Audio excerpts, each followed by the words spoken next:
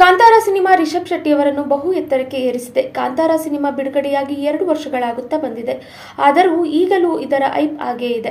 ನಿನ್ನೆಯಷ್ಟೇ Amazon prime video ಮುಂಬೈನಲ್ಲಿ ಅದ್ದೂರಿಯ ಕಾರ್ಯಕ್ರಮವೊಂದನ್ನು ಮಾಡಿದ್ದು, ಕಾಂತಾರ 2 ಸಿನಿಮಾ ತಮ್ಮದೇ OTTಯಲ್ಲಿ ಪ್ರಸಾರಗೊಳ್ಳುತ್ತಿರುವ ಸುದ್ದಿ ಪ್ರಕಟಿಸಿದೆ.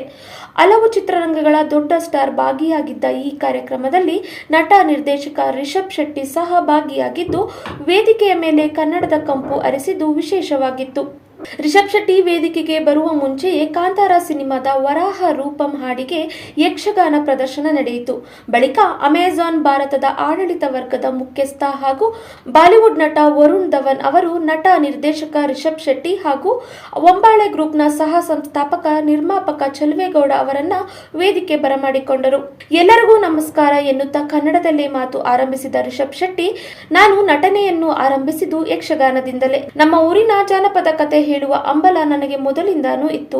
ನಾನು ದ್ವಿತೀಯ PUC ಓದುವಾಗಲೇ ನನ್ನ ತಲೆಯಲ್ಲಿ ಕಾಂತಾರ ಸಿನಿಮಾದ 2 ಭಾಗಗಳ ಕತೆ ಇತ್ತು. ಅದರ ಬಳಿಕ ನಾನು ಫಿಲ್ಮ್ ಮೇಕರ್ ಆದ ನಂತರ ಚಿತ್ರ ಬರೆದುಕೊಂಡೆ. ಆ ಬಳಿಕ ನನಗೆ ಒಂಬಾಳೆ ಸಿಕ್ತು. ಅದು ನನ್ನ ಸೌಭಾಗ್ಯ ಎಂದಿದ್ದಾರೆ.